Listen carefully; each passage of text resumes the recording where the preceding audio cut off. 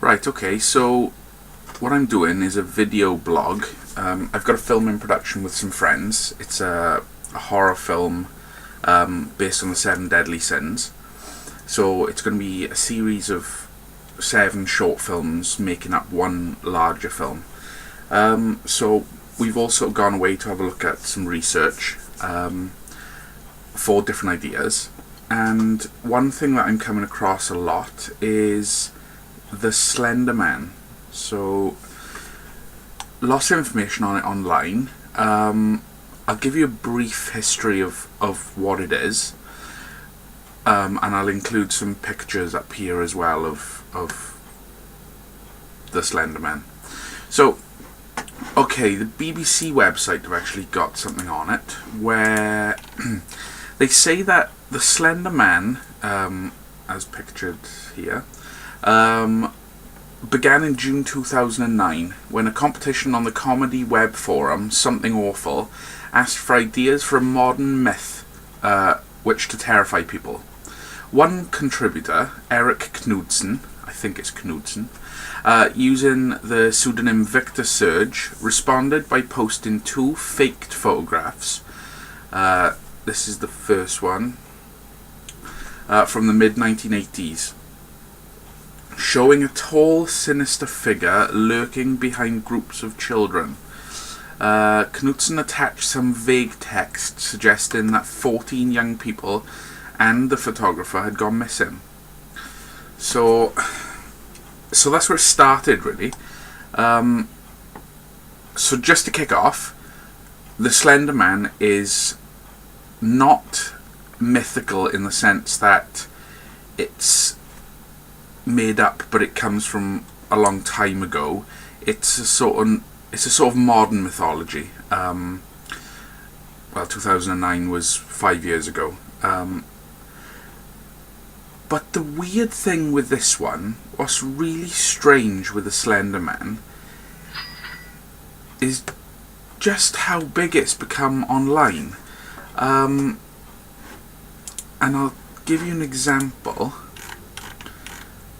Again from the BBC website. It was reported last week that 2 12-year-old girls from Wisconsin had allegedly stabbed their friend 19 times in an effort to show their dedication to the Slender Man.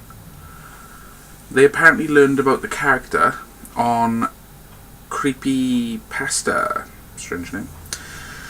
Meanwhile, a mother who was stabbed by her daughter in a second incident in Ohio has also blamed an obsession with the Slender Man.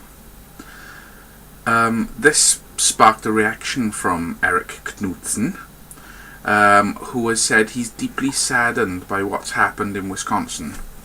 The operator of Creepypasta issued a statement saying, I extend my condolences to the families involved, but adding it was not the fault of Slenderman or horror writing in general that this happened. I just got a message. Sorry. It's weird, it's just blank. Just getting blank messages today. Right, the fact that Slenderman is being mentioned in connection with a real-world act of violence is troubling, but the exact significance isn't going to be known for a while, says Talbot, who is the operator of the website Creepypasta. That's a bizarre name. So, what is the Slender Man, and how has it become so part of alternative culture, horror kind of folklore? Right, so I'll put some more pictures up here. The Slender Man is basically, it's a humanoid figure, tall. When you look at photographs, it looks to be 9 foot tall, 8 foot tall, 9 foot tall. There's different versions of how he looks. The main one, and the one I find most interesting, and the one that Knudsen sort of came up with, the initial one, is a long, tall, thin character on my own in the house. Shit myself. Long, tall, thin, no facial features, bald head, long limbs, sort of like tentacles more than limbs, but still humanoid in shape, with, like I said, no facial features, but wearing a suit. And I think it's the fact that it's wearing a suit is what makes it most creepy. I mean, you see pictures of aliens that people are reportedly seeing in, generally it's in America, but you know, you do see them all over the world, not to the same extent as the Americans see them. I'm not sure why that is. I have some ideas.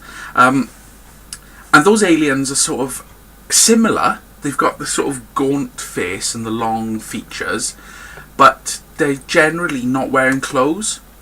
And I think it's that fact that the Slender Man is dressed in clothes, and it's dressed in a suit and a white shirt, a black suit and a white shirt, which I think in my mind sort of harks back to sort of funeral directors and sort of funeral clothes.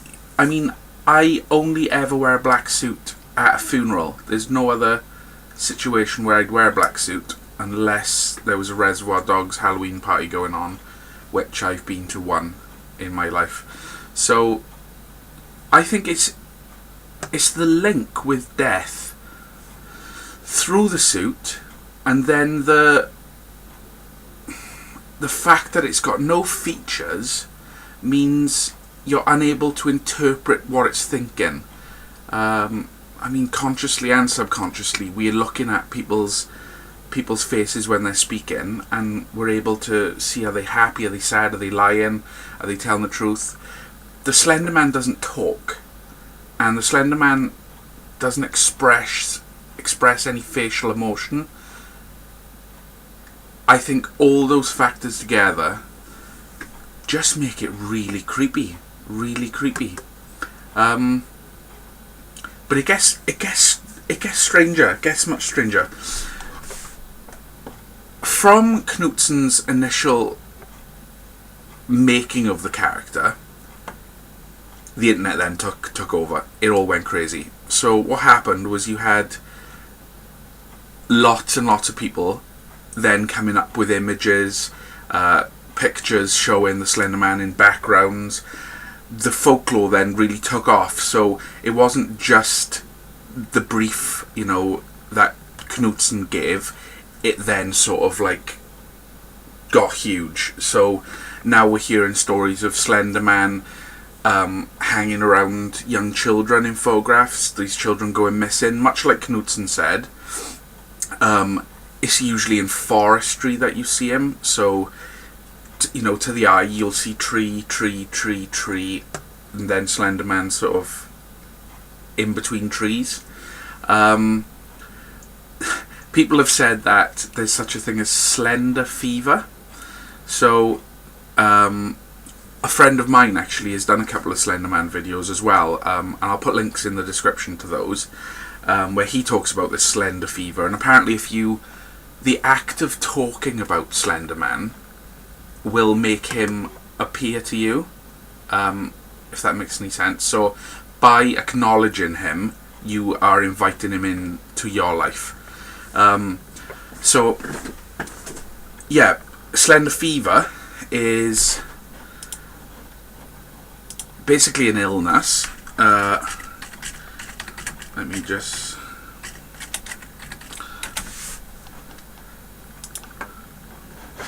Slender sickness, or sometimes known as slender fever.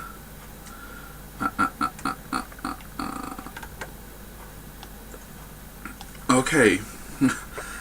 The theorized... Okay, this is from theslenderman.wicca.com. The sickness is the name given to the apparent sickness, consisting mostly of coughing fits and coughing up blood, with occasional nausea, paranoia, vomiting, extreme exhaustion due to an encounter and being stalked by the Slender Man. Many have also had bloody noses, fever, and sometimes amnesia. It's experienced mostly by those stalked by the Slender Man, although occasionally it seems to appear in suspected proxies such as Tim and Brian. I'm not going to go into that yet. It's moved on a little bit more from the Slender Man into other areas as well. Then it lists people who the sickness has been observed in, which are predominantly links back to YouTube to other videos where people have talked about the Slender Man. Okay, one theory is that the sickness is directly caused by sigma radiation, or radiation in general, which has a long history of inclusion in theories regarding Slender Man and his powers. The theorized order of illness is as follows. Stalked. So this is if you're being stalked by Slender Man. So, you know, you take the dog for a walk, you see something in the trees, you look back at your photograph, there's the Slender Man. So if you've been stalked, nosebleeds, fever, like the common cold, and mild amnesia. That is what will happen if you are stalked. Then it moves up a stage, so we've gone from stalked to first encounter. So the symptoms remain the same, so nosebleeds, exhaustion, nausea, then you develop a strong cough, vomiting, amnesia, slight signs of radiation poisoning, aches and pains, trauma of the eyes, a bloodshot, popping vessels, deja vu. Yeah, so that's the first encounter. So, yeah, a bit strange.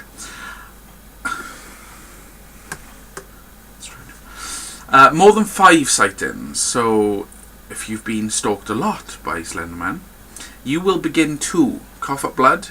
There'll be blood in vomit, signs of radiation exposure, so burning of skin, painful breathing, difficulty swallowing, violent convulsions, and major amnesia. So that is what happens if you're in proximity to the Slender Man, I guess. Some things I've read online say the Slender Man isn't. If we take it as being supernatural, not fictitious, some people say that the Slender Man is an alien from somewhere else who's come down and he watches for good or for bad. Some people say that the Slender Man is sort of a mythical creature from Earth that lives alongside us. Other people say it's an apparition, so it's not tactile, you can't touch it, and you know it's there, but it's not there. So it's, you know, possibly in another dimension crossing into where we are.